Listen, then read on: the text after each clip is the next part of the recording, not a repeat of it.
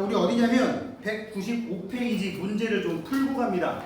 195페이지 1등급 도전 문제 페이지 195에 우리는 산화환원이라는 문제를 내용을 언급을 했고, 그 다음에 산과 염기 도윤이냐 요거에 대한 얘기를 좀 했고, 그리고 나서 또 뭐에 대한 얘기를 했어?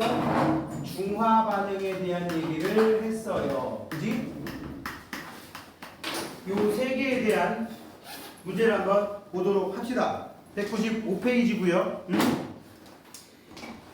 농도가 다른 경우 잘 생각해 보라 그랬지? 농도가 다른 경우. 그지? 자, 1번. 그림은 수산화 나트륨 수용액 10ml에 들어있는 묽은 염산 HCl을 5ml씩 넣었대요. 쌤이 지난번에 말한 것 중에 제일 중요한 게 뭐였죠? 있는 데가 중요하다 그랬지. 있는데 뭐가 있는데 뭐를 넣었냐? 산성 물질이 있는데 염기성 물질을 넣었냐? 염기성 물질이 있는데 산성 물질을 넣었냐? 요거랑 관련된 거라고 얘기했잖아. 그지? 응? 오늘 이제 요 얘기는 지난번 시험 본 걸로 끝냈고, 요거 지금 정리하는 문제를 풀고 있는데, 그 중에서도 요거 위주로 문제를 풀고 있는데, 응? 있는 데가 중요하다 그랬어요. 자, 봅시다. 수산화나트륨 수용액 10ml에 염산 5ml씩을 계속 넣는데요. 자, 첫 번째 동그라미, 두 번째, 세 번째, 네 번째까지 있는데, 첫 번째 동그라미에는 뭐로 되어 있습니까? Na 플러스와 OH 마이너스만 있죠. 거기다 HCl을 넣었어. 자, 가에다가 써. 염기성. 가는 염기성일 거야. 그지? 근데 나는 뭐가 됩니까? 나는 Na 플러스와 Cl 마이너스가 생겼고요. OH 마이너스 여전히 남아 있습니다. 왜?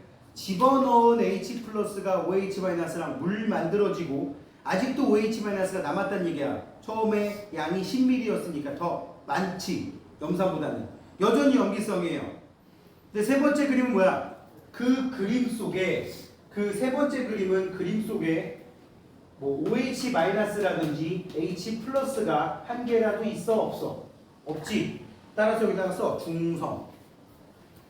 그 다음에 세 번째 그림은 보다시피 세 번째 된다. 네 번째 그림을 보면 보다시피 H 플러스가 하나 나타나 있죠. H 플러스가 나타나 있기 때문에 네 번째 그림은 산성이라고 얘기를 하면 되는 거라고. 자, 그래서 정답은 기억. 용액의 pH는 나가 다보다 크다. pH는 다가 중성이가 7이고 그거보다 오른쪽에는 라는 7보다 작을 것이고, 구제되면 이렇게 되는 거야. 9, 8, 7, 6 한 이쯤 되는 거야. 따라서 pH는 나가 다보다 크다. 맞죠? pH 제일 큰 건 여기서 누구야? 가야, 가. 중화 반응으로 생성된 물 분자는 라가 다보다 큽니까? 다 이상 가봐야 물 분자 더 생길 게 있어요, 없어요? 없어요. 그래서 니은 틀렸고요. 같은 부피의 수용액에 들어있는 이온의 개수는 예를 들어서 가의 경우 몇 대 몇이라고 치면 될까? 한 2대2라고 나와. 2대2. 응? 2대2. 근데 수산화나트륨 수용액과 묽은 염산이 같다라고 돼 있지. 지금 딱 보니까 마지막에 이거 지금 5ml씩 넣었대. 잘 봐봐. 이게 수산화나트륨이 몇 ml 있었다고 돼 있냐면 10ml가 있었다고 돼 있고요. 여기다가 HCl을 얼마큼 집어넣었어요? 5ml씩 두 번 집어넣었지. 그지? 그러면 이거 10ml를 완전히 중화하는 게 이게 첫 번째 그림 나가 되겠고, 한 번 더 집어넣은 게 다가 되니까 얘 10ml와 얘 10ml가 반응한다는 얘기잖아요. 따라서 비율이 몇 대 몇이야? 1대1이란 얘기예요. 이온 수는. 따라서 디귿도 맞았죠. 정답은 니은 디귿이 되는 거라고. 알겠지? 자, 그 다음 2번. 일정량의 묽은 질산에 수산화 칼륨 수용액을 조금씩 넣을 때 일정량의 묽은 질산에 HNO3 수산화 칼륨 KOH 이온화 해볼까요? 이온화. 이온화를 해보면 어떻게 됩니까? H 플러스에 NO3 마이너스가 되고요. 얘는 K 플러스에 OH 마이너스. 중요한 거는 수소이온과 수산화이온이 1대1로 나타난다는 얘기예요. 그죠? 1대1로 나타나기 때문에 1대1로 반응할 거야. 응? 일정량의 물염산에 수산화칼륨을 넣었대. 그러면 수산화칼륨 수용액을 넣을수록 점점 이온 X가 없대. 응? 지금 무슨 얘기냐면 이 속에 들어있던 얘가 있는 데잖아. 얘를 넣은 거잖아. 처음에 얘를 계속 넣는데도 불구하고 이온들이 점점 줄는 것도 아니고 느는 것도 아니고 변화가 없대요. 지금 여기 지금 이온이 4개 있거든. H 플러스, NO3 마이너스, K 플러스, OH 마이너스. 이 중에 중화 반응에 참여하는 건 얘하고 얘잖아요. 그죠? 얘하고 얘는 무슨 이온? 지난 시간에 딱 쓴 단어야. 구경분 이온이라 그래서 물 만들어지는 데 관여하는 거 아니야. 즉 시간 지나면은 얘 점점 줄어들 거야. 그죠? 그래서 이온의 개수를 그냥 대략적으로 그리면 이온의 개수 KOH를 계속 넣으면 넣을수록 H 플러스는 계속 그 숫자가 줄어들 겁니다. 그죠? 처음부터 NO3 마이너스는 그냥 처음부터 개수 변화가 없어요. 그 다음에 뭐가? K 플러스는 넣으면 넣을수록 계속 늘어나겠지? 그럼 이제 이게 답이야. 이게 답. 누구는? OH 마이너스면 넣어도 티가 안 난다. 넣어도 티가 안 나다가 넣어도 티가 안 나다가 H 플러스 다 쓴 다음부터는 늘어나겠지. 요게 지금 OH 마이너스일 거라고 요게. 알겠습니까? 따라서 그래프의 Y축에 들어있는 이온 X는 누가 된다고? 이온 X는 OH 마이너스가 되는 거라는 걸 알 수가 있습니다. 알겠습니까? 자, X는 OH 마이너스이다. 맞았고요. 그 다음에 가용액의 달걀 껍데기. 가는 여전히 산성, 나는 중성. 아마 그 뒤에는 염기성이겠지? 달걀 껍데기 넣으면 이산화탄소 발생하고요. 나 용액에 BTB 용액을 떨어뜨리면 초록색으로 변합니까? 네, 중성이니까. 지난 시간에 지시약 3가지 얘기했죠. 메틸오렌지, BTB, 페놀부탈레인. 그 다음에 이제 리트머스 시험지 몇 개 있었고. 용액의 pH는 가가 나보다 작습니다. 이번에는 6, 7, 8 이쪽으로 넘어가는 거지. 용액의 최고 온도는 나가 가장 높습니다. 정답은 4번이고요. 자, 그 다음에 3번도 봐봐. 이제 말로 해볼게. 그림은 묽은 염산 10ml의 수산화 칼륨. 이번에 누가 있어? 3번 같은 경우는 산성 용액이 있는데 여기다가 염기성을 집어넣은 거니까 이 중화 반응은 어떻게 일어나는 중인 거야? 산성, 중성, 더한다면 염기성으로 가는 반응이 되겠지. 이래야지 그 문제 속에서 알려주고 있는 지시약의 색깔 변화, 순서 이런 것들을 파악할 수 있을 거잖아요. 그죠? 아니 pH를 물어볼 수도 있고, 그지? 자, A 용액에 마그네슘 조각을 집어넣으면 이거는 중화점 되기 전이니까 상태가 뭐예요? 산성이에요, 산성. 그지? A에다가 산성, B에다가는 중성, C에다가는 뭐라고 쓰면 돼? 염기성이라고 쓰면 됩니다. A 용액에 마그네슘을 넣으면 수소기체 발생합니다. 왜? 산성이니까. B 용액에 들어있는 Cl-와 K 플러스의 개수는 같다? 오케이. 여기도 수산화 나트륨, 염산과 묽은 염산 HCl과 수산화 칼륨 KOH가 이온화가 되면 H 플러스 1개, OH 마이너스 1개 생긴다는 걸 알고 있으라는 얘기예요. 즉 개수비가 1대 1이라는 거 알고 있어야 되는 거야. 알겠지? 여기도 사실은 중학교 문제 아니면 또 고등학교 1학년 통합과학 문제에서는 잘 안 나오지만 화학에서 좀 깊이 들어가면 농도가 다를 경우 이렇게 문제를 튜닝할 수도 있어. 농도가 다를 경우. 그게 화학에서 수능 공부하는 선배들이 제일 어려워하는 분야더라고요. 보니까. 자, 아무튼 참고로 기억 니은 맞았고 C 용액은 중성입니까? 중화점 뒷부분이니까 이번에는 염기성이겠지. 정답은 기억 니은. 자, 4번 보자. 이게 이제 그거야. 농도가 다른, 여기 줄거.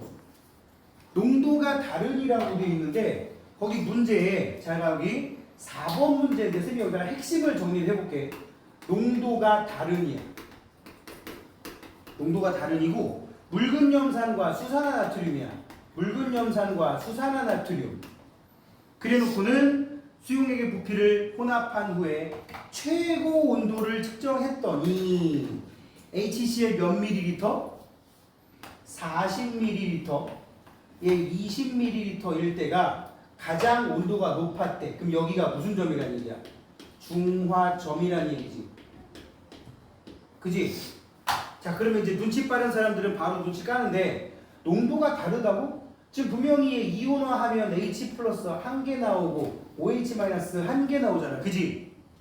개수비가 1대 1이거든? 근데 부피비가 이만큼이라고 나왔어. 얘 40마리와 얘 20마리가 1대 1로 붙어 먹었단 말이야. 파워가 비슷하다고, 거의 같다고. 그럼 파워가 누가 센 거야? 얘가 만약에 농도 1%짜리면 얘 농도 몇 퍼센트? 2%짜리라고 보면 되는 거란 말이야. 결론은 뭔지 알아?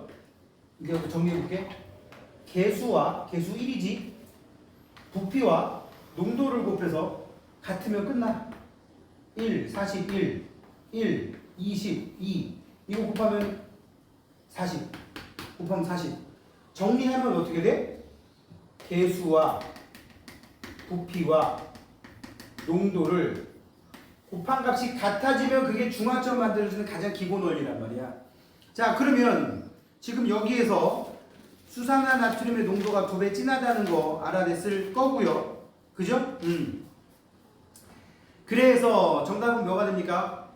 정답은 디귿이 되겠지. 같은 부피의 수용액에 들어있는 이온의 수는, 즉 농도는 묽은 염산이 수산화 나트륨의 몇 배라고? 절반. 그 다음에 가에 탄산칼슘을 넣으면 뭐가 발생한다? 기체 발생합니까? 맞아요? 가는 기체 발생할 이유가 없어. 왜? 수산화나트륨이 농도가 진하다 그랬잖아. 2배. 그럼 이건 염기성인 거야. 즉 앞에 10, 50, 20, 40, 30, 30까지는 다 염기성이야. 가운데 40, 20이 중성이고 그 뒤에는 이제 산성이겠죠. 그죠? 그래서 니은도 틀렸고 정답은 디귿이 됩니다. 왜요?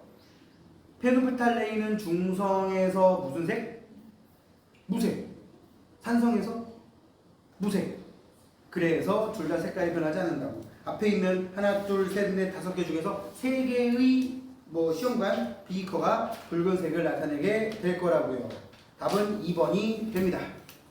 자, 중단원 정복 문제. 쌤이 이런 문제 풀을 수 있어야지 이번 테스트 잘 볼 거라고 내가 얘기했었지. 그지?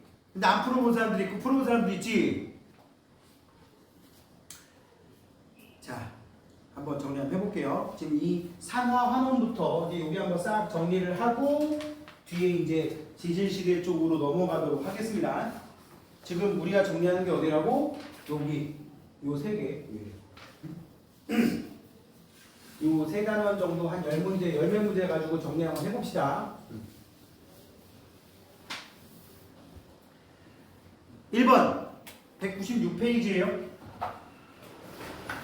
196페이지 중단원 정복 문제라고 되어 있는 부분입니다. 1번 구리와 관련된 3가지 반응을 화학식으로 나타낸 것이다.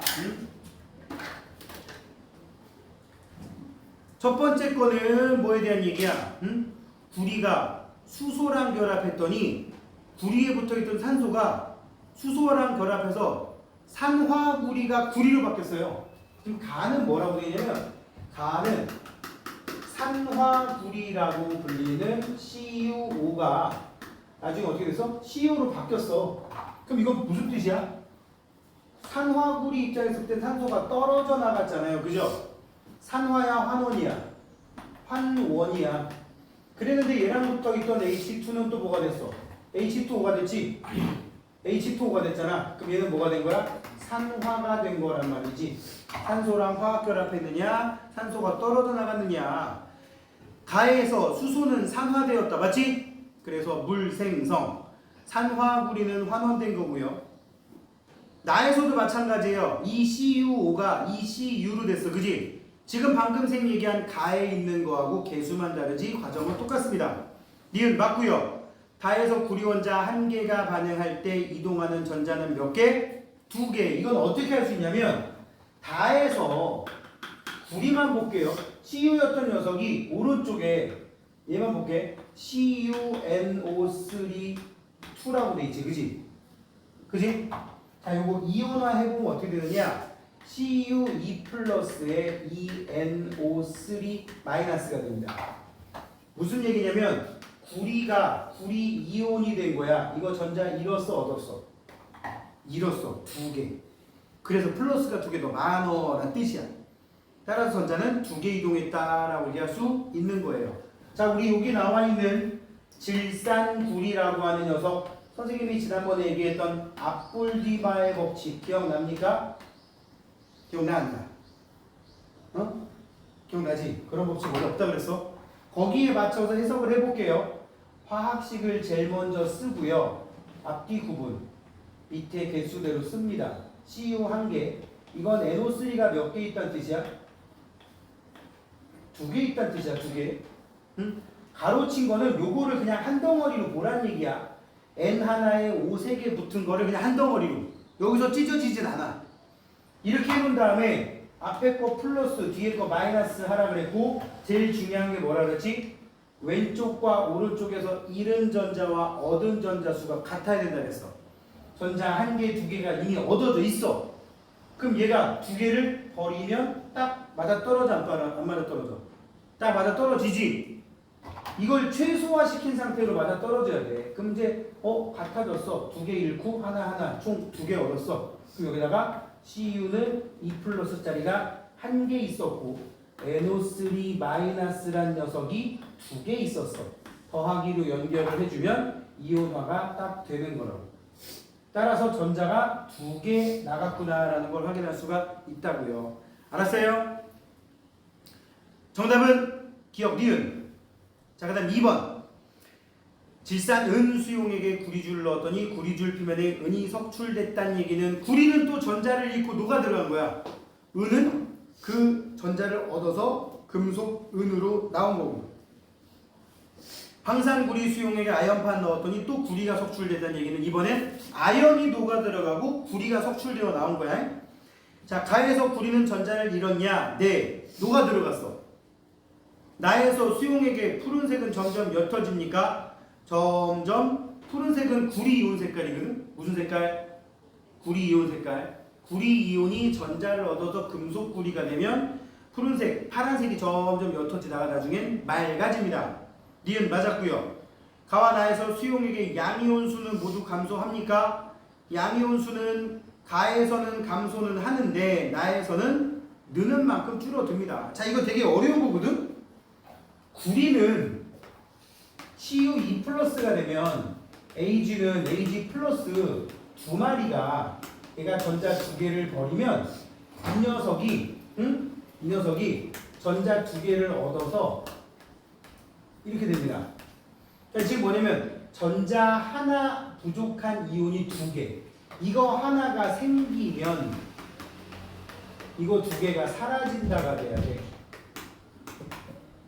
좀 어려운 말로 하면 플러스 2가짜리 양이온이 1개 녹아 나오면 플러스 1가짜리 양이온 2개가 나간다, 빠져나간다가 돼. 그럼 시간 지날수록 점점 어떻게 되겠어? 1개 생기면 2개가 사라지니까 전체 이온수는 줄겠지. 그게 위의 반응이라면, 가라면, 나는 어떻게 되냐면, 나에서는 구리도 2 플러스고 아연도 2 플러스이기 때문에 얘가 생기면 얘가 사라진다. 근데 2개 개수가 똑같기 때문에 쌤쌤이라고. 알았죠? 그래서 정답은 기억 니은이 됩니다. 이거 좀 어려운 거고요. 근데 고등학교 가면 이제 이 정도는 해줘야지. 자, 그 다음에 3번. 철의 재련 과정에서 일어나는 화학 반응을 나타낸 것이다. 기억 자리에다 쓸까요? 산소라고 쓰시고, 그 다음에 코크스가 산소랑 결합해서 일산화탄소가 되고요. 이 일산화탄소가 철광석을 산화시킵니다. 가는 산화가 되겠고, 그러면서 뭐가 만들어지냐? 니은 이산화탄소라고 쓰세요. 뭐라고요? 이산화탄소. 그러면 철이 만들어지는 거야. 이걸 지금 철의 재련이라고 얘기를 하는데, 기억은 탄소이다. 맞았고요. 분자 1개에 들어있는 산소 원자는 니은이 뭐야? 일산화탄소는 일산화탄소는 말 그대로 여기 봐. 탄소는 탄소인데 산소가 한 개 붙어 있는 탄소라는 뜻이고요. 이산화탄소는 뭐야? 탄소는 탄소인데 산소가 두 개 붙어 있는. 이게 더 맞네. 그치? 자, 그래서 니은 맞고요. 가에서 철광석의 산화철은 환원된다. 마치 원래 철 혼자 있을 때로 돌아간다는 뜻입니다. 정답은 니은 디귿. 그다음 4번에 지구와 생명의 역사를 바꾼 어떤 화학 반응을 화학식으로 나타낸 거다. 거기다 뭐라 쓸까요? 세 글자로 광합성. 뭐라고? 광합성. 광합성에서는 C6H12O6 거기 뭐 나왔어? 포도당이라는 녀석이야. 이거 써놔. 포도당이라고. 이산화탄소와 물을 재료로 비대에너지를 가했더니 포도당이 만들어지고 가 자리에 들어갈 건 산소입니다. O2. 이걸로 우리가 호흡하는 거잖아요. 그지? 호흡을 나타내는 게 아니라 이건 광합성이에요. 기억 틀렸고. 가는 오존층을 형성하는 데 사용됩니까? 이 O2가 공기 중에서 O하고 O로 쪼개지고요. 근처 돌아다니던 O2가 얘랑 화학 반응해서 O3를 만들기도 합니다. 이 과정 얘기하는 거야. 이 과정에 이제 자외선이 관여하기도 하고요. 디귿, 이산화탄소는 환원됩니까? 네, 탄소가 떨어져 나갔죠. 6CO2에 있던 게 탄소가 다른 게 와서 붙어버렸다고. 정답은 기억 니은. 그 다음 5번. 세 가지 수용액 ABC를 구별하기 위한 실험이다. 지금 ABC 보니까 페놀프탈레인도 넣어놓고 별짓 다 한 거 보니까 산과 염기 중화 반응이랑 관련된 내용인 것 같아요. ABC의 페놀프탈레인 용액을 한두 방울 떨어뜨렸더니 A와 B만 붉게 변했다. 페놀프탈레인은 산에서 무색, 중성에서 무색, 염기에서만 붉은색을 띈단 말이지. 그럼 A하고 B가 염기란 뜻이야, 그지? 이런 거 정리 잘해야 돼. A하고 B가 뭐라고? 염기성. 자, 그 다음에 이제 니은. A, B, C에 날숨을 불어들었더니 A만. 날숨이 뭐야, 날숨? 궁금하네, 이거. CO2가 많단 말이야, 들숨보다. 따라서 이 CO2랑 반응하는 녀석이 A란 얘기예요. A는 염기 중에서 CO2랑 반응해서 뿌옇게 되는 성질을 가진 누구겠어요? 우리 이산화탄소 검출할 때 뿌얘지면 석회수라고 한 어렸을 때 많이 배웠지? 석회수가 수산화 칼슘 수용액이란 말이야. 그러니까 얘는 지금 수산화 칼슘이야. CA 가로 열고 OH 가로 닫고 2. 요게 지금 A가 되는 거라고. A가. 알겠지? 자, 그러면 자 이제 계속 보시라잉. C의 달걀 껍데기론. 지금 하나가 묽은 염산 석회수 수산화나트륨이라고 돼 있으면 지금 A하고 B가 붉게 변했던 얘기는 B도 염기잖아요. 그럼 B는 뭘까요? 여기 나온 대로 치면 B는 수산화나트륨일 거야. NaOH. 그 다음에 나머지 하나가 산이랬으니까 C가 HCl. 산이라는 걸 알 수 있겠죠? 요거 끄집어내서 자동으로 나왔고 이건 나머지 떨거지. 이렇게 되는 거지. 자, C 달걀 껍데기 넣으면 이산화탄소 기체 발생한다. 오케이. 산의 성질 중에 탄산 칼슘하고 반응하면 이산화탄소 발생한다. 금속과 반응하면 수소 기체 발생한다. 있었다고요. A는 칼슘 이온이 들어있느냐? A에 칼슘 이온 들어있나요? 들어있네요. 그지? 용액의 pH는 B가 C보다 크죠? 이거 두 개는 염기. pH가 7 이상인데 얘는 산이다 보니까 pH가 7보다 작습니다. 따라서 디귿은 틀렸지. 정답은 기억 니은.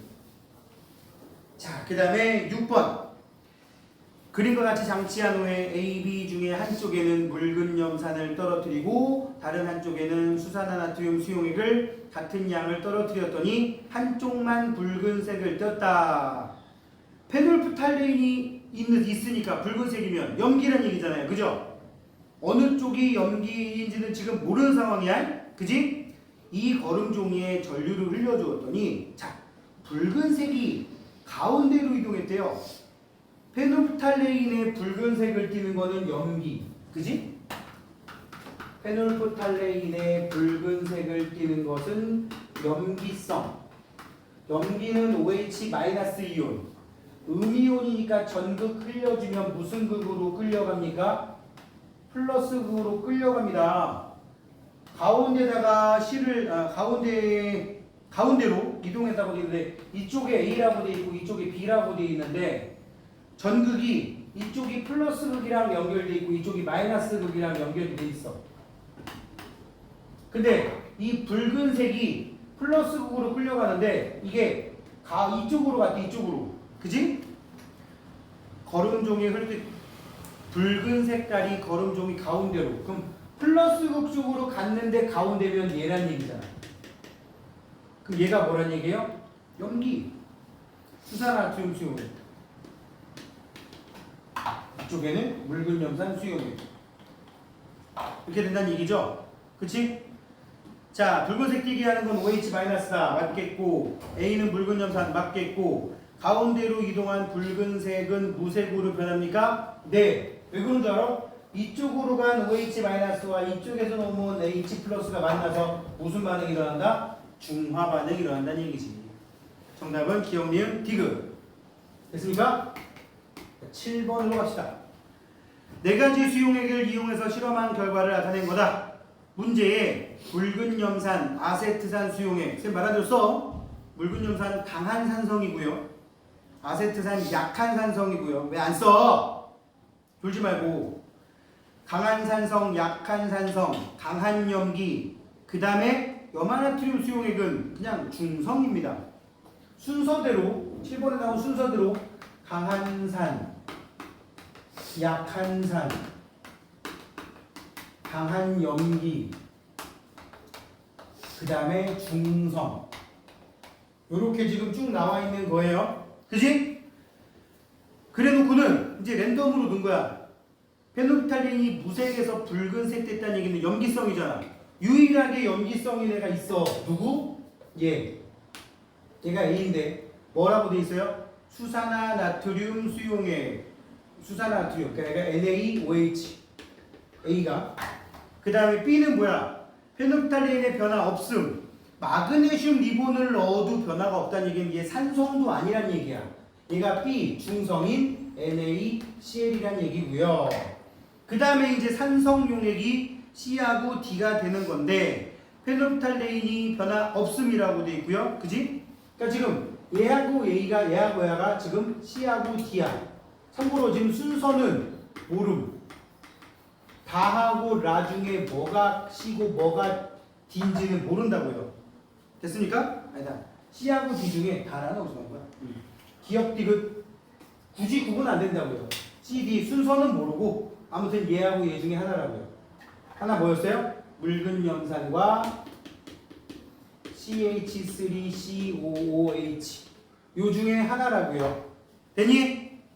얘들은 요거가 수소이온으로 되기 때문에 산성 용액이라고요. 자, 기억은 무색이 붉은색으로 맞습니까? 아니요, 변화 없음. 니은은 기체 발생? 아니, 변화 없음. 디귿은 변화 없음이 아니라 디귿이 오히려 기체 발생이지. 무슨 기체? 수소 기체 발생. A와 B를 혼합하면 용액의 온도가 높아집니까? A는 수산화나트륨이었고 B는 염화나트륨인데 이게 뭐 두 개 합쳐지면 중화반응 안 일어나지. 틀렸고요. C와 D에 존재하는 양이온의 수는 같습니까? 종류는 같습니까? 네. H+, 수소이온. 정답은 5번이고. 그 다음 8번. 그림은 같은 부피의 용액 가와 나에 들어있는 이온을 모형으로 나타낸 것이다. 가는 묽은 염산, 나는 수산화나트륨. 가는 누구? 가는 HCl이고요. 나는 NaOH란 얘기입니다. 자, 가와 나를 혼합했는데 지금 이 속에 수소이온은 그림 속에 수소이온이 2개 들어있는데 여기는 그림 속에 OH-이온이 3개 들어있으니까 이거 2개를 섞으면 물 분자가 단순하게 2개 만들어지고 OH-가 1개 남겠지. 그지? 짝을 못 찾았으니까. 그럼 혼합용액의 pH는 어떻게 되겠어요? 7보다 약간 크겠죠. 염기니까. 혼합용액의 최고 온도, 용액의 최고 온도는 혼합용액이 가나 나가 따로따로 있는 것보다 분명히 좀 높을 거예요. 중화반응 좀 일어나서 용액에 들어있는 Na+의 수는 혼합용액이 나보다 크니까 Na+는 중화반응에 참여한 애가 아니니까 그림 속에 나와 있는 대로 그냥 처음부터 끝까지 3개. 정답은 니은만 맞습니다. 자, 뒤에 넘겨서 그림은 묽은 염산 10ml에 수산나트륨 10ml를 넣었을 때 용액 속에 존재하는 이온들을 나타낸 거래요. 그지? 묽은 염산 속에 들어있는 거 첫 번째, 두 번째, 세 번째 그림 보니까 네모랑 동그라미가 있었는데 네모가 계속 남아있지. 세 번째 그림까지. 그럼 이 얘기는 이 네모는 묽은 염산에 들어있는 녀석들 중에서 묽은 염산에 있는 녀석 중에서 중화반응에 참여하지 않는 애란 얘기야. 네모. 그지? 그럼 얘가 이거지. 그림 속에. 거기 동그라미가 수소이온이 되는 걸 거란 말이야. 두 번째, 수산화나트륨 수용액을 좀 넣었더니 수산화나트륨을 집어넣으면 거기서 뭐 나와? Na+와 OH-가 등장을 할 텐데 이 OH-는 물 만들어지는데 즉시 사용되다 보니까 거기에서 나온 초록색 물질은 Na+가 되는 거예요. 그죠? 초록색 세모는. 그지? 초록색 세모는 Na+. 그럼 이제 써볼게요. 가는 산성입니다. 왜? 핑크색 동그라미가 남아 있으니까. 두 번째 거는 중성입니다. 그 핑크색 양이온과 또 아무것도 없으니까 그 속에 수소이온과 수산화이온 없으니까 가는 산성, 나는 중성. 그럼 여기다가 수산나트륨을 더 집어넣으면 어떻게 되겠어? 염기성 되겠지. 그치? 산성, 중성, 염기성이라고 표현하면 기억 맞았고요. 용액의 pH는 가보다 나보다 다가 더 큽니다. 가와 다를 혼합하면 염기성 용액이 됩니까? 아니죠. 중성 되겠죠. 답은 1번. 지금 용량이 딱 10ml씩이라고 정해져 있기 때문에 이런 표현 쓸 수 있는 거예요. 10번은 여러분들 알 수 있겠죠? 같은 농도라고 되어 있으니까 같은 농도의 묽은 염산과 수산화 칼륨 수용액의 부피를 달리하여 혼합한 후에 10, 50, 20, 40, 30, 30, 40, 20, 50, 10 중에서 선생님이 말하는 숫자 동그라미 칠까요? 10 동그라미 치고 20 동그라미 치고 30, 30 동그라미 치고 C에서는 20 동그라미, C보다 오른쪽은 10 동그라미. 선생님 지금 한 게 뭔지 알지? 중화반응에서 생긴 물의 양 또는 중화반응에 참여한 물질의 양 뭐 이렇게 생각하시면 됩니다. 그지? 용액의 pH는 A가 C보다 크다. 맞습니까? A가 C보다 큽니다. 왜? 염기성이니까. 뭐니까? 염기성. 그러다가 C에 가게 되면 어떻게 돼요? C에 가면 산소물로 바뀌는 거지. 그치?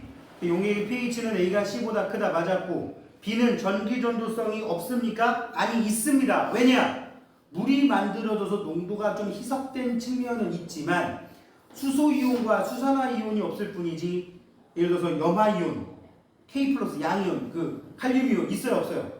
다른 이온들이 있잖아. 응? 수소이온과 수산화이온만 반응에 참여하는 게 아니란 말이야. 자 아무튼 그러니까 전기를 흐르게 하는 게 그 둘만 있는 건 아닌 거라고.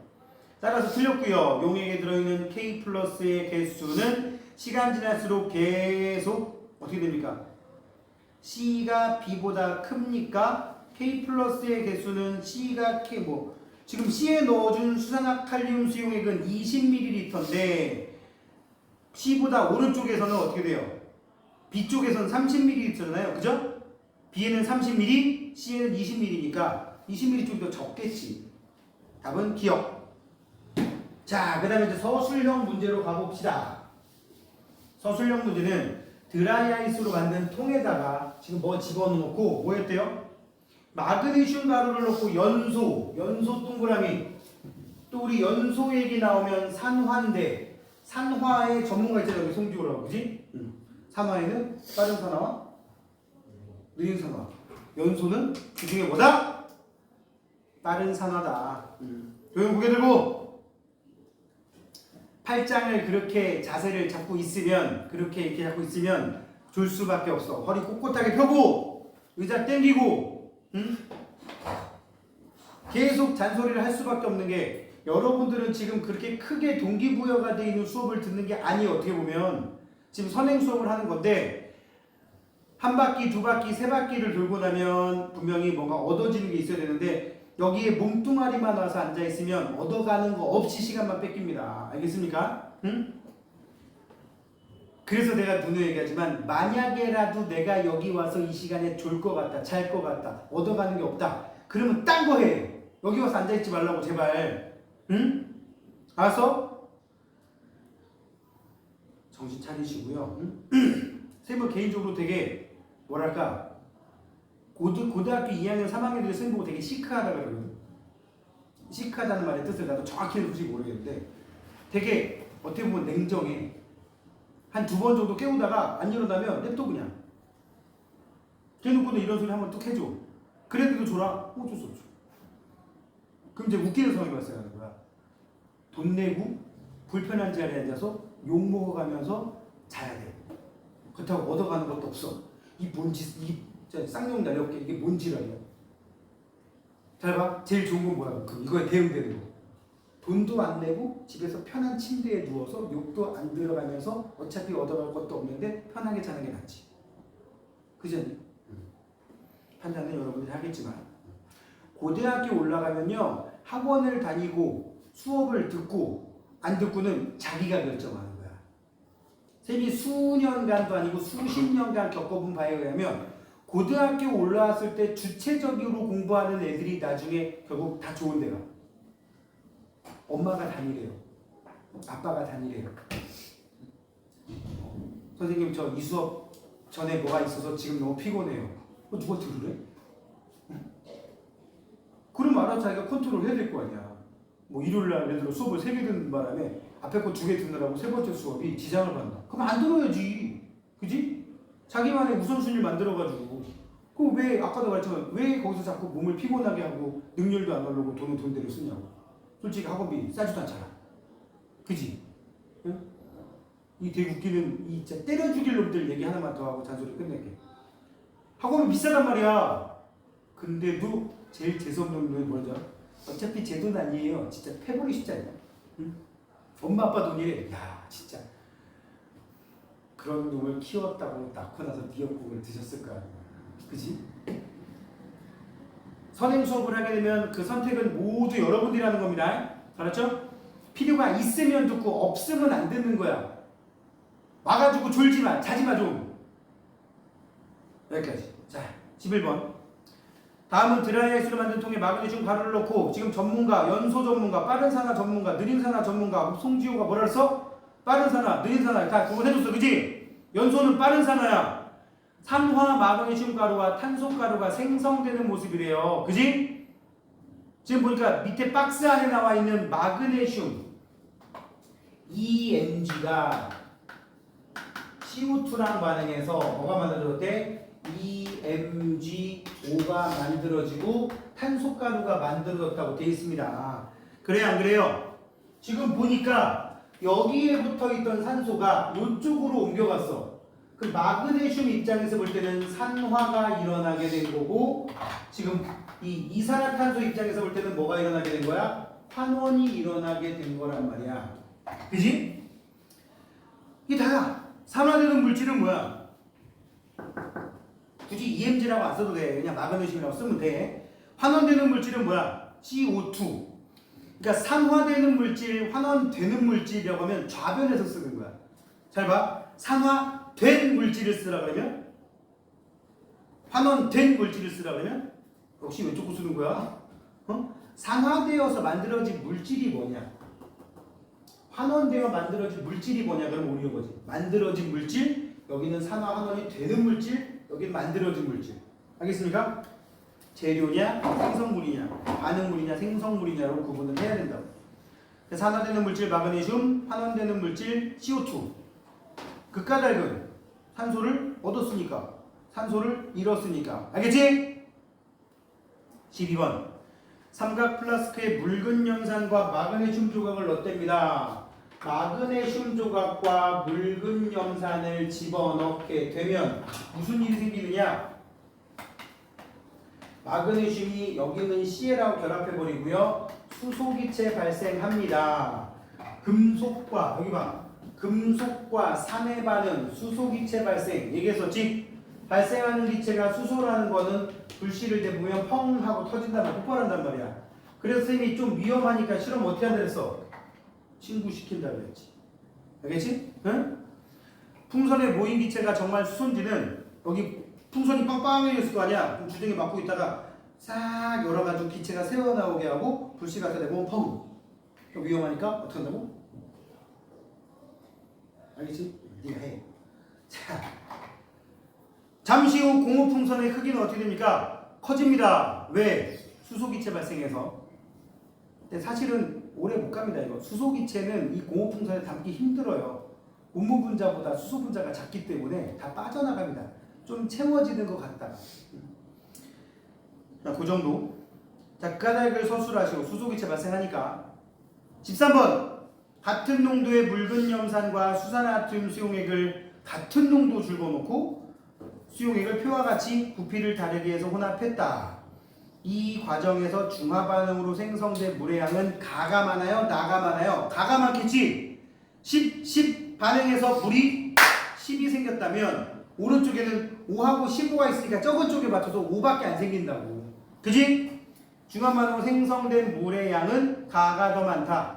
극가닥은 혼합용액의 총량은 20ml, 20ml로 같지만 나에서는 묽은 염산의 양이 적기 때문에 반응에 참여하는 제일 중요한 건 이거야. 반응에 참여하는 수소이온과 수산화이온의 개수가 적다. 뭐에 참여하는? 중화 반응에 참여하는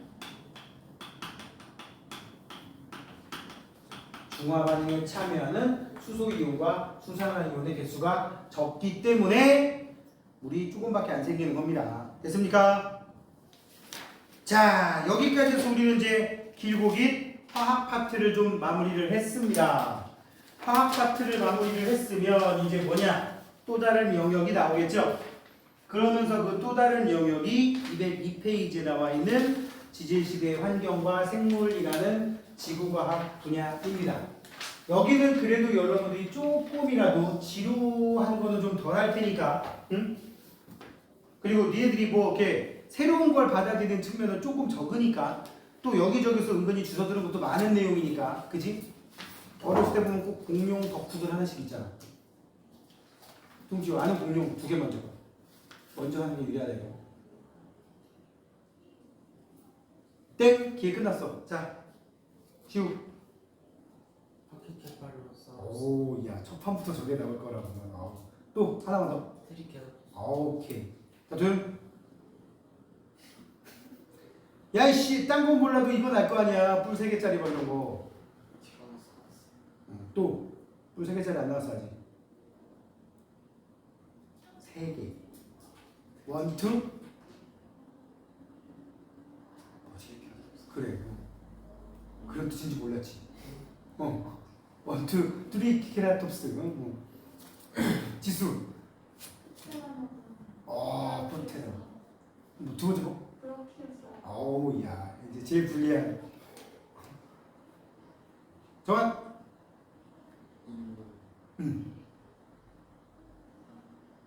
참고로 중국 이름도 있어. 친따오사우루스 막 이런 것도 있잖아. 그 있어 그런 애가.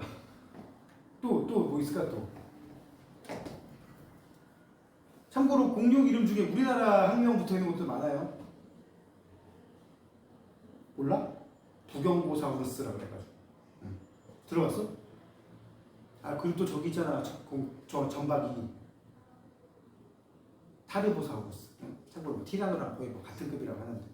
한반도의 공룡 못 봤어? 2억 년 전 이 땅에는 하면서 갑자기 푸테라노돈이 쫙 날아간 장면이 나옵니다. 그죠? 한반도의 공룡 안 봤어? 많이 봤어요. 나 진짜 한 20번 본 것 같아. 초반에 왜 인룡이 쫙 날아가는데 뒤태가 나오는데 궁뎅이 고이 딱 나와. 그지? 응? 인룡 뒤태가 사람에다가 꼭 날개 붙여놓은 것처럼 돼가지고 이렇게 뻗어가지고 이렇게 하고 있는데 뒤에 궁뎅이 골이 쫙 보여. 근데 그런 공룡도 있잖아. 이렇게 덕후들이 있는 그 시대를 조금 언급을 하기 때문에 여기는 그렇게 애들이 어려워하지는 않는다고요. 근데 또 따지고 나면 더럽게 외울 거 많은 부분이기도 합니다. 자, 한번 볼게요. 지질시대의 환경과 생물이라고 되어 있는데, 자, 지질시대라고 하는 단어에 기준이 있어요. 사실은 지질시대라는 말보다 조금 더 범위를 넓히면 지구의 탄생부터 얘기를 한단 말이지. 지구의 탄생이 대략적으로 약 46억 년 전쯤이라고 보고 있고, 그리고 나서 최초의 지각이 형성된 게 대략 41억 년 전쯤으로 보고 있습니다. 그리고 나서 바다가 만들어지고 이 바다에 생물이 등장하기 시작한 게 한 39에서 책에 따라서 37억 년 전쯤으로 보고 있어요. 최초의 생물. 그렇게 쭉 흘러 가다가 대기 중에 산소가 늘어나게 되고 25억 년 전, 그 전까지는 대기 중에 산소가 아예 없었어요. 아직도 우리가 숨 쉴 만큼의 많은 산소가 만들어지지 못했고요. 그러다가 지금으로부터 한 8억 년에서 7억 년 전쯤에 다세포 생물이 만들어집니다. 우리 눈에 보일 정도의 생물 나타났다는 얘기예요. 그리고 나서 지금으로부터 5억 4천만 년 전쯤에 흔히 말하는 고생대라는 시기가 되면서 갑자기 바다의 생물이 확 늘어나게 돼요. 삼엽충, 갑주어, 방추충 이런 일이 막 등장을 하고, 이 시기가 대략적으로 2억 4,500만 년 전까지라고 얘기를 하는데, 요 중간쯤에 한 4억 1천만 년 전쯤에 오존층이 대기 중에서 만들어지면서 요 녀석이 아까 얘기한 O2가 자외선 받아서 모랑 쪼개지고 근처에 돌아다니던 O2랑 결합해서 아까 생긴 O3 만든다고 얘기했었지? 요렇게 해서 만들어진 층이 대기 중에 한 15에서 20km의 밀집된 층이 만들어지게 되고, 얘가 자외선을 차단하게 되면서 무슨 일이 생기느냐? 육지에 생물이 진출하게 됩니다. 이거 우리밖에 안 됐어. 지구 역사의 거의 90%는 땅 위에는 황무지였던 거야. 식물도 없었던 시절. 여기서 육지에 생물이 등장했다는 얘기는 식물이 등장하고 동물이 등장하고 번성하고, 이게 이때 와서 시작됐다는 얘기야. 그리고 나서 우리가 알고 있는 그 중생대라는 공룡시대가 됐고, 그리고 약 6,600만 년 전쯤에 와서 뭐가 생겼어? 신생대라는 시기가 만들어졌고, 지금으로부터 약 100만 년 전쯤에 인류의 조상이 등장했고, 그 인류의 조상이 점점 진화를 거듭하면서 이 지경까지 됐다라고 하는 게 지질시대의 전반적인 스토리라고. 이 지경인지 이 경지인지는 나도 모르겠어요. 이 경지에 이르는 거야, 이 지경에 이르는 거야. 본인만 알겠죠. 갑자기 왜 경지라는 그런 잘못된 생각을 하고 있구나. 내가 보기에는 어쩌다 이 지경이 됐는지. 자, 이런 걸 어떻게 하냐. 선생님이 이거 좀 계속 한번 쭉 얘기를 해버렸는데 중간중간에 지금 되게 많이 생략했어요. 전체적인 아웃라인만 지금 표현을 한 거기 때문에 이거 어떻게 알아? 땅속을 연구하는 거야. 땅속에 증거들이 차고 넘치거든. 그 증거들을 우리는 보통 퇴적구조, 지질구조, 화석 이렇게 얘기를 합니다. 지질시대의 구분, 지금 말한 대로 이 전 시대도 고생대 전도 이름은 있었어요. 선 캄브리아 시대라고 얘기하고 뭐 시생누대, 원생누대 이렇게도 얘기하는데 뭐 그거는 이제 좀 이따 얘기를 하고요. 지질시대의 환경을 해석하는 방법, 주로 화석을 많이 이용한다는 점, 그리고 지질시대의 환경과 생물의 변화, 그 다음에 이제 대멸종을 겪으면서 생물 다양성 얘기가 나오게 되는데, 여기는 선생님이 니들한테 뭐 시험 언제 끝나는지 확실히 모르겠지만 시험 끝나고 조금 여유가 생기면 여러분들 기말고사 공부하는 게 대한 좀 이해는 안 가지만 좀 시간적 여유가 좀 생기면 그 너튜브 들어가가지고 검색어를 알려줄게. 갑자기 생각나냐? 경이로운 지구라고 치시면 무슨 지구? 경이로운 지구라고 치시면 2007년도에 KBS에서 방영했던 NHK에서 만든 프로그램이 나오거든. 일본 NHK에서 만든 프로그램인데 2007년도에 방영을 해줬어. 그때 태어났었냐? 안 태어났어? 그러네. 내가 왜 기억하냐면 나 신혼여행 갔다 오니까 그 주말에 갑자기 오후 3시에 재밌는 거 같은데? 봤던 기억이 났어. 나중에 내가 그 CD도 몇 장 구워놨었는데 7부작인가 9부작인가 그렇거든? 내가 다 볼 필요는 없어요. 거기에 보면은 여기에 등장하는 용어들이나 우리가 사용하는 용어들이나 우리가 꼭 공부해야 될 내용들을 되게 잘 만들어놨어. 정리를. 응? NHK도 다큐멘터리 잘 만들고 일본도 과학 선진국이잖아. 기술 선진국은 우리나라라도 과학 선진국은 일본이야. 왜? 일본은 과학적으로 노벨상 탄 사람이 10명이 넘는 거 알죠? 한 15명 될걸? 노벨상 수상자가. 응? 심지어 교과서에도 나올 법한 학자들도 몇 명 있는데 우리나라 책에만 안 나오는 것 같아. 예를 들면 우리 빅뱅 우주론 들어봤지? 앞에서 했잖아, 그지? 빅뱅 우주론에서 나중에 설명이 안 되는 그런 현상들이 좀 나타납니다. 1980년대 오면서 그거를 설명하기 위해서 급팽창 이론이라는 이론이 등장하게 되는데 그 급팽창 이론으로 노벨상 받은 사람 2명이 한 명은 하버드대 교수고 한 명은 일본 그 도쿄 변두리에 있는 지방대 공대 교수거든. 나도 지금 이름이 생각이 안 나. 어디 내가 과학 잡지에서 봤는데 무슨 땡땡 마스히코 교수인가 그랬거든. 아직도 살아계신다 참고로. 그런 분들 같은 경우 급팽창 이론으로 세계적인 과학자인데도 이름도 모르잖아. 우리는 누구만 나오느냐? 그 하버드대 또 갑자기 또 이름 생각이 안 나. 야, 얼굴이 생각이 나지? 잠깐 얼굴이 조금 공부 되게 못해 생겼어. 절대 교수 같은 느낌 안 들어. 하여튼 생각이 달랑말랑 안 나네. 하여튼 그 사람 이름밖에 안 나와 책에. 응? 그런 식으로 일부 되게 폄하하는 경향이 좀 있는데 과학적으로는 발달이 돼 있다고. 그래서 다큐멘터리도 되게 잘 만들고 되게 퀄리티 높은 거라서 우리가 공부하는 거랑 많이 도움될 거라서 한 소개를 해보는 거예요. 소개해드리는 거예요. 경이로운 지구. 그렇게 재미없고요. 참고로 한국어 나레이션으로 나옵니다. 근데 이제 그게 완벽하게 100% 팩트인지는 모르기 때문에 나레이션에 되게 많이 나오는 표현이 있어. 뭐뭐일 것으로 여겨집니다. 그러면서 이렇게 해서 우리 생물에게도 눈이라는 게 발생했고 이러이러한 결과가 이렇게 된 것으로 여겨집니다. 이 엄청 나옵니다 이런 말. 그리고 이제 그걸 살짝 모형 실험하는 장면도 나오는데 모형 실험하는 기자재에 다 한자로 써 있습니다. 얘들아 산소통인데 옆에 한자로 산소라고 써 있어. 일본 거라는 그래. 자, 니네도 어렸을 때 은근히 우리나라 건 줄 알고 봤던 것 중에 실제로 우리나라 게 아닌 게 몇 개 있지. 예를 들어서 정한이 정도 되면은 키키묘묘 알아? 몰라? 아는 사람? 팬도 2마리가 나오는 만화인데 유아들이 보는 만화. 야 몰라? 알 것 같지 너? 그거 내가 알기로 홍콩 건가 그런데 한국어로 더빙해 놓으니까 애들이 한국 건 줄 알아. 근데 거기서 자세히 보면은 주변에 있는 사물들의 한자 엄청 써요. 그게 또 니네 아는 사람 알겠지만 중국식 한자랑 일본식 한자가 좀 달라서 보다 보면 구분이 된단 말이야. 자 거기까지.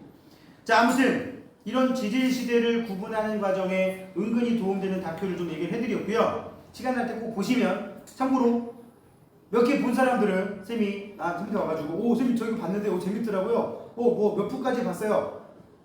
다 본 사람은 선물 드립니다. 참고로 선물은 책입니다. 지금 저희 표정 그냥 내 돈 내산 안 보고 안 받아.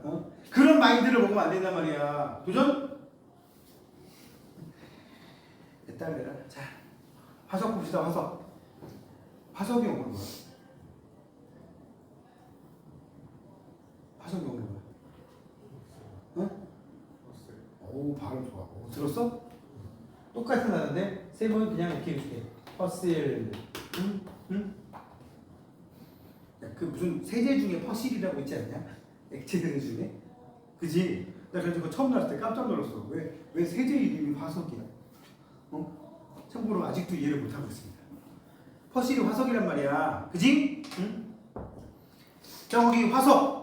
지질시대에 살았던 생물의 유해나 흔적이 지층 속에 남아있는 것. 유해가 남아있는 것도 화석이지만 흔적이 남아있는 것도 화석이에요.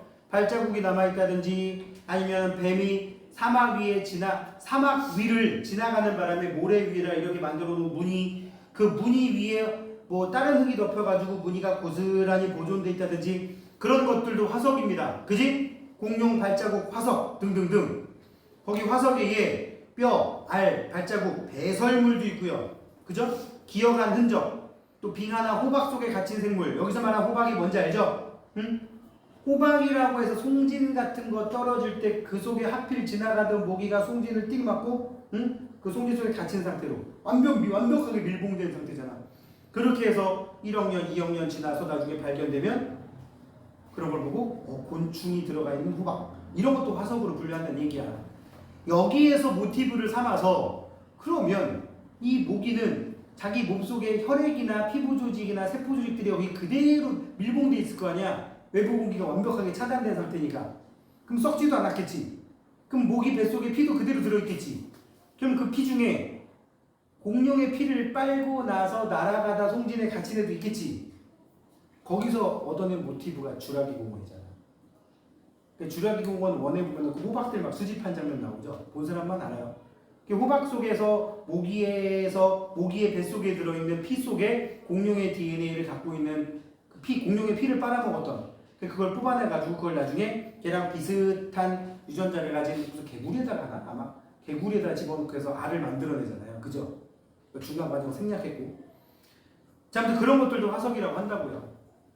주라기 공원 원 봤지? 그게 선생님 20살 때 책으로 나온 거야. 소설책. 그리고 바로 다음 해가 영화를 만들었어. 선생님 그걸 책으로 봤거든. 나 그때 공부는 안 하고 소설책 읽고 있었어, 학교에서. 내가 지금도 기억나. 1권을 우연히 제목 보고 샀다가 학교 서점에 갔다가 그냥 코피했기를 샀다가 점심시간에 2권 사러 갔어. 너무 궁금해가지고 너무 재밌어서 그리고 나서는 얼마 있다가 영화로 만들어진다는 얘기 나오고 그 영화 나온 거지. 얼마나 오래된 영화인지 알겠지? 90년대 중반에 나온 영화라는 얘기야. 응? 90년대 중반에 부모님 만나시지도 않았겠지. 그치? 자, 이런 화석들을 가지고 뭘 한다? 지질시대를 구분한다. 어느 지층까지는 예를 들어서 2억 4천만 년까지는 이런 A라는 생물의 화석이 나오는데 그거보다 나중에 생긴 지층에서는 걔가 아예 흔적도 없어. 그럼 얘가 멸종했나봐. 또는 그럼 그 다음부터는 또 B라는 생물의 화석이 나와. 새로운 시대가 도래했나봐. 이런 식으로 지질시대를 구분하는 증거로도 쓰이고요. 야, 지금 또 오늘날 살고 있는 생물하고 비교를 해서 이런 류의 생물들은 대체로 이러이러한 환경에 살아. 예를 들어서 뭐 고사리가 살고 있는 환경은 그늘지고 습한 환경이란 말이에요, 현재. 근데 저 밑에 2억 년 된 화석이 있는데 그 화석 속에 고사리가 나왔어. 지금은 히말라야 산맥 중턱에 있는 되게 추운 동네인데 온난 수균한 육지였다라는 거를 그 당시에는, 지금은 아니지만 저 지층이 만들어질 때는 지금하고 다른 환경이었네, 이런 걸 알려주는 정보로도 쓰일 수 있다는 거예요. 또 수륙분포의 변화, 지금은 멀리 떨어져 있는데 이건 중학교 1학년 때 배우지 않나? 대륙이동설? 정하나, 그지? 멀리 떨어져 있는데 이쪽과 저쪽에 대서양을 중심으로 하나는 남아메리카고 하나는 아프리카인데 이렇게 멀리 떨어져 있는 대륙에서 같은 화석이 나온다. 그럼 둘이 옛날에 땅덩어리가 붙어 있었다. 이런 거를 알려주는 흔적으로도 쓰일 수 있다는 얘기예요. 지금은 높은 고산지대지만 땅속에 암염이 발견되다든지 소금덩어리 아니면 조개 화석이 발견되면 이 지역이 옛날에는 바다였구나. 실제로 히말라야 산맥 중턱에 소금 광산들 많이 있는 거 알죠? 그런 것들도 옛날에 그 사이에 바다가 있었다는 걸 알 수가 있다고요. 그리고 오늘날과는 생김새가 달랐구나 등등등을 알 수가 있죠. 화석을 통해서 이렇게 지질시대를 구분할 수 있다는 얘기고요. 이렇게 지질시대를 위에 나온 정보들을 이용해서 지질시대를 구분해 본 게 거기 선캄브리아 시대, 고생대, 중생대, 신생대라고 얘기를 합니다. 참고로 선캄브리아 시대는 또 약 25억 년 정도를 기준으로 쪼개서 그 앞에를 시생누대, 선캄브리아 시대를 쪼개서 시생 누대와 원생 누대라고 쪼개기도 합니다. 요거를 기준으로. 무슨 뜻이냐면 생물이 시작된 시대, 생물이 원시적인 생물 정도로 진화한 시대, 뭐 그런 뜻이에요. 누대는 뭐냐면 여기 나와 있는 고생대, 중생대, 신생대 너무 길다 보니까 이런 대들을 묶어서 누적시킨 대라고 해서 누대라는 말 씁니다. 응? 그냥 여기까지는 여러분들이 지금 몰라도 되니까 이렇게 지질시대를 구분하더라. 딴 건 몰라도 선캄브리아 시대, 고생대, 중생대, 신생대로 구분하는 거 대략적인 연대 시간대까지도 좀 알아놓으시면 좋겠습니다. 그럼 뭘 가지고 이렇게 구분을 한 거냐? 이거는 좀 쉬었다가 가도록 할게요.